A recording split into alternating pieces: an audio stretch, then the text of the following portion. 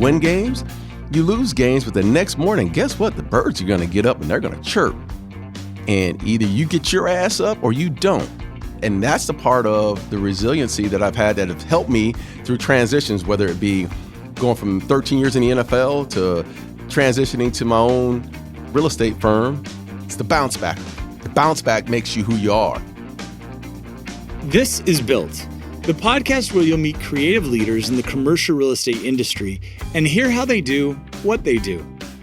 I'm your host, Brian Mon, Chief Innovation and Marketing Officer with Fidelity National Financial. And those of us in this business, well, we know the buildings, but how many of us know the stories of the people behind those structures? In this episode, we're talking to Darren Woodson. You may know him from his celebrity status as a Dallas Cowboys safety. He was one of the best in NFL history, with 813 career tackles and a reputation for his versatility on the field. Ladies and gentlemen, number 28, Darren Woodson. Today, he's a managing principal at Cresa Commercial Real Estate, a tenant-centered commercial real estate firm with over 2,000 clients and more than 80 offices worldwide. With Cresa's Dallas-Fort Worth branch, Darren helps clients find and manage the perfect office or industrial space in North Texas. It's a field we all know has changed immensely since the start of the COVID-19 pandemic. There's so many companies right now that have to face the realization that a lot of their employees are going to work from home. So we've had to endure change and work along with my partners. You know, a lot of what I've learned on the football field, I can apply this into my own office for our team. And, you know, my second year in the league, I was the captain of the defense. So I've always had to have tough conversations. I've always had to work on my leadership skills, ask a lot of questions, have some humility when things aren't going right. And that's similar in a lot of ways here because I have, almost 30 brokers here within my office, almost 500 brokers around the world. But in my office alone, look, I have to be the leader. The Dallas area has been home to Darren for over 30 years, since the Cowboys drafted him in 1992. And since then, he's been an integral part of the community, these days as that team leader with Cresa. If you look at the mindset of the leadership here in Texas, it is a pro-business mindset. And, you know, look, Texas is not short on land. It continues to grow. And I think this speaks to Dallas-Fort Worth and the Plano and Frisco areas. They're on the forefront of growth. To continue growing, rather than remaining stagnant, means practicing flexibility. It means having the strength and perspective to navigate meaningful change. Throughout his multi-act career, he's not only triumphed over obstacles and hardships, but accepted them in the moment. So when COVID hit, Darren knew what to do. I have to go along with the change and what's happening in our industry now. So what are you providing your employees? If I'm adamant about bringing in my employees and having them work in the office, well, you better have some resources for those employees. If not, they'll go somewhere else. Look, we have our wins and losses, and we have to take responsibility for those wins and losses. The path to success, Darren says, starts with learning from those past mistakes. And then you have to be resilient enough to keep moving forward. It's the bounce back. It's a skill he's exercised throughout his remarkable career.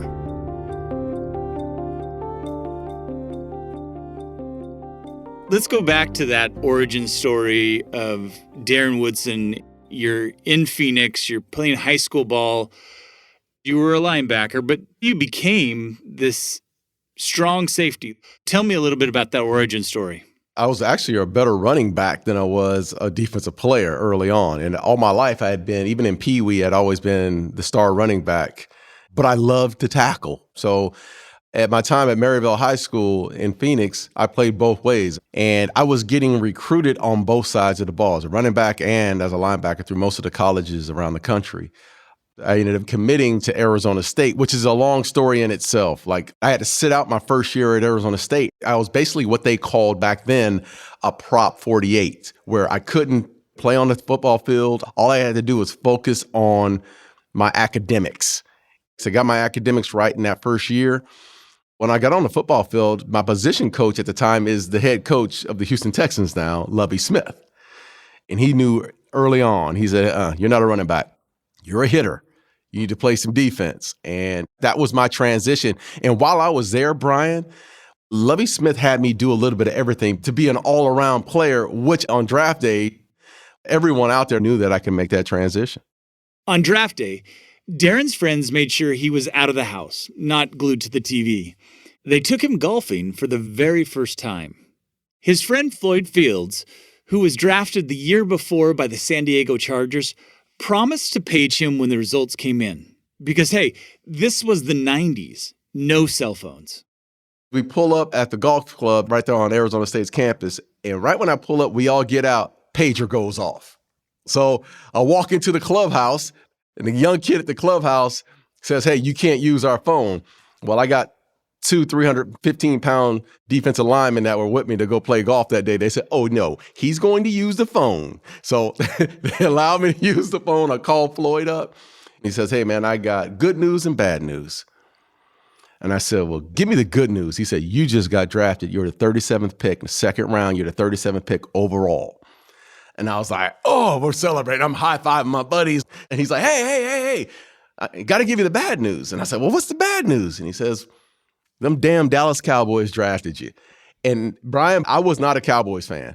Trust me. I grew up a Steelers fan. Whoever the Cowboys are playing, I wanted that team to win back then.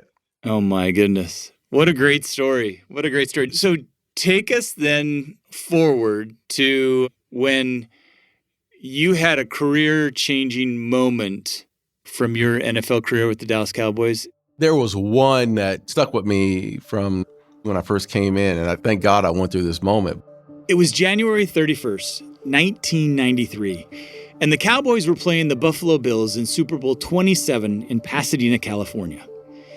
In the TV broadcast from the game, you can see number 28, young Darren Woodson, tackling Bills all second half. But the moment that changed Darren's perspective happened after the game. Here's the NBC Sports coverage after that final whistle. What a performance by this young Dallas Cowboy football team. They go back to big day as Super Bowl champions. Dallas 52, Buffalo 17. No distractions, but a great quarterback and a great young defense. We had just won the Super Bowl.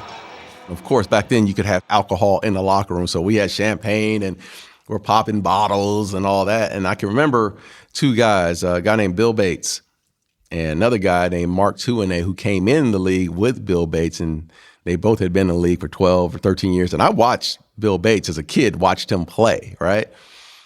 But after the game, they're on the ground and they're hugged up and they're crying. They're really emotional. And of course, I'm 21 years old, man. I got these bottles and I'm spraying the bottles like, man, get up, get up. At the time, the team had recently experienced a big shift. The legendary coach, Tom Landry, had just been fired when the Cowboys came under new ownership. Coach Landry was replaced by Jimmy Johnson after 3 decades of leading the team. Yeah, man, this brings back some emotions, man. But one of our old equipment managers' name was Buck. Buck had been here with Coach Landry. And Buck grabs me and he's like, hey, let him just hug it out. And I'm like, man, what's the deal? And he's like, look, man, these guys were drafted by Coach Landry. They saw the great Coach Landry get fired. Jimmy Johnson comes in and takes over the team. He cuts all their friends. They have to buy into a new system. And 12 years later, here they are. This is your first year, son. And I was like, wow, that stuck with me. That stuck with me in a sense of, first of all, don't take this for granted, one. And then secondly, just to see what these guys have been through. Like, these guys have just been through so much in, a 12-year period. And here I come in my first year and I'm popping bottles. And I'm going to tell you, it was the reality, because the reality is, yeah, we had some early success in the first 4 years, but man, we hit that desert, brother. And that desert was those years that they went through.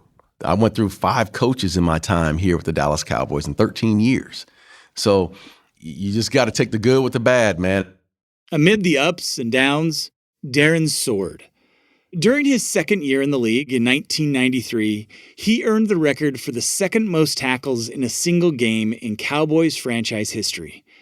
By 2002, he became the Cowboys' all-time leading tackler. I've always been a fighter, man. I mean, my entire life has been, that of resiliency, of getting knocked on my butt and then popping back up, right? It's the bounce back. The bounce back makes you who you are. And what we're talking about was what happened on as far as my career, but my personal life was even that much more of overcoming some of those things. So, they basically parlayed each other on, and, I grew up in an inner city in Henson Projects. My mom was a single mom. My father wasn't in my life. I had two brothers and a sister that were older than me. Didn't know what poor was, man, until I showed up one day in second grade. And the day before, my sister Monica takes me across the street to the supermarket, and there's a hose on the back of the supermarket, throws soap on me and sprays me with the water hose there because we couldn't pay the water bill. And then I go to school the next day, not knowing that I'm poor. It's like, hey, man, it's part of it, whatever. And I had soap all on the back of my head, and the kids are making fun of me. And I'm like, okay, I am poor. But that didn't stop me. And I knew my mom was doing everything possible to put food on the table. I saw that sacrifice. So I've had to overcome some things. But, that's a part of life. And that's the same thing that I've dealt with on the football field. You win games, you lose games, but the next morning, guess what? The birds are going to get up and they're going to chirp. And either you get your ass up or you don't. And that's the part of the resiliency that I've had that have helped me through transitions, whether it be going from 13 years in the NFL to 13 years at ESPN as an analyst, and then transitioning to my own real estate firm. Darren found his way into commercial real estate through football. His agent, George Bass, was a Dallas local who was the CFO of a real estate development firm and moonlighted as a sports agent. Darren credits him as his first teacher in commercial real estate. Under George's guidance, Darren made his first investment in a real estate office during the off-season from football. And then I started to really understand the model of real estate, my second year of having this office. And it was in that time where I just felt like, hey, this is something that I could possibly do after football. Okay, there's success outside of these walls. I mean, I'm not wrapped up into this identity of this is who I am. And especially in the football world, Brian, as you well know, the reality is most professional football players only play a couple of years and then life starts for them. And I've watched that for years. So I knew that was going to happen to me at some point, whether it be the Cowboys are going to cut me or injury or Father Time was going to catch up. So I figured I might as well prepare early on. I had a balance of my mother who was really strong in the fact of keeping my focus on life instead of just football. For Darren, his focus was on his newest investment, that very first office space, and learning as much as he could about this new field. This was Darren's first step towards eventually joining his current company in 2017. Over time, I started to learn the development side of the business, even while I was playing. And then I came into my own. When I retired from playing, I was recruited by this firm called ESRP at the time. Now we just got acquired by a bigger firm called Cresa. But the partners wanted me on the team, and I joined the team, man, with a lot of humility. I mean, I got my butt kicked in this business for the first 2.5 years. And finally started having some wins and getting some wins under my belt. That first time you took office on the off season and you wanted to learn the business, is there something you've learned in commercial real estate that is like, wow, I never would have guessed that? I would say like the e-com. I'm so used to the old retailers and there's so much brick and mortar that was out there. And we've seen since 2019, I think COVID really elevated this, is that people are ordering. Amazon's become the monster. And people have been ordering gear or equipment or whatever it is.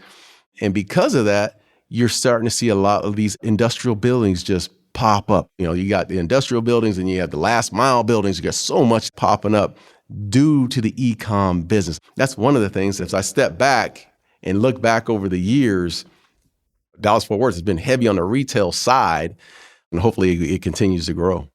How do you help your clients? How do you create a solid foundation even with all this change going on? Well, I don't know if you can ever really create a solid foundation because every client is different and every client is trying to overcome their own challenges at the same time. What you can do and what we have done here is that we're strong on the data analytics. We want to take out all the guesswork. And of course, you're going to have to fly blind at times, but we want to take away a lot of that. And we provide a lot of resources. And I think the one thing that's really helped us in time is understanding that with disruption, there's opportunities. I can tell you right now, Brian, before COVID hit, I was on a plane visiting clients every week. COVID happens, and there's this thing called Zoom that comes along and allows us to communicate. And look, I mean, I know there's a lot of things that were going on through COVID, but then if you look back and you peel back this onion, how many things came about just through the disruption? And through that disruption is having the mindset to say, okay, now Zoom came along. How can we provide assets that I don't have to be in front of you? Now I can present this via Zoom. So we started our own in-house software development firm just through disruption, where our clients can see it and go, got it, here's the playbook. This playbook never would exist if I was having to get on these planes over and over. Darren is also thinking about how commercial real estate can change the playbook when it comes to who they hire and who they nurture. That's one of my mainstays right now. How do we diversify? We don't have enough people of color in this industry. And it's because they have not had the experience of knowing what's going on in this world. And it's my job, man. Look, if I'm here, it is my job to push and to give people an understanding that there's opportunities out there. And for the employers, those who are even my competitors or ourselves within this office, we need to come in with open arms and do a better job of recruiting people of color, period. You're spot on.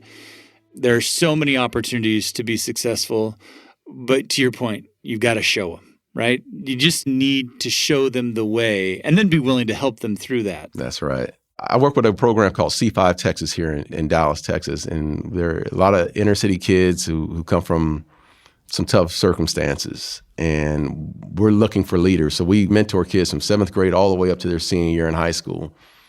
And man, yeah, I had to overcome this and overcome that, but I'm seeing 13-year-old kids, man, whose circumstances are way worse than mine ever were. And I'm watching them overcome family issues and death and all these things, and they get up and go, man. And it is so inspiring to me to watch these young kids. And all I need to do is provide an experience for them. Show them what a real estate broker looks like. Show them what a doctor looks like. Show them what a pilot looks like. Look, if you show it to them, now they're like, oh my God, there's a way. And that's my job. That's who I am today. That is fantastic. Darren, I can't help but think about your trajectory, right? Your path. A lot of people have watched you play football and maybe didn't have any idea your story, right? But were inspired by you nonetheless. What advice would you give maybe someone making a transition into commercial real estate, maybe someone trying to wade through the changes that are in our markets now? What advice would you give them from your perspective? One of the things that have really helped me out in my life over the last 10 years is that I've set my core values. I know what's important to me. And work and business is important to me because it does provide me something, and I like to see people prosper. But along the lines of my life, you know, my core values are my faith in God and my family. If there's anyone listening to this, man, I mean, look, take care of home, man. I'm telling you, because home is where it is. And through those transitions that I've had, the reason why I think I've been able to bounce back and get through those transitions is because in the end, it's those same people that are going to love on you when it's all over and there's nothing going on in your life. Those people are going to be there. And that's what's made me the person that I am today, man. Darren, again, thank you so much for taking time out of your busy schedule and your busy life to sit down with us and tell us a little bit about yourself and your career. I appreciate it. No problem, Brian. Thanks for having me on, man. It means a lot. Thanks for tuning in to Season 3 of Built. We have more great stories coming up, with our next one in 2 weeks about investing in locally sourced renewable energy. You can find all Built episodes wherever you get your podcasts. Built is a co-production of Fidelity National Financial, PRX Productions, and Goat Rodeo. From F&F, our project is run by Annie Bartalos. This episode of Built was produced by Jay Venables with Megan Nadolski. Our senior producer is Genevieve Sponsler. Audio mastering by Rebecca Seidel. The executive producer of PRX Productions is Jocelyn Gonzalez. The archival clips you heard in this episode were from the Dallas Cowboys Archive and the NFL Archive, featuring NBC Sports. The music was from APM Music. I'm Brian Mon.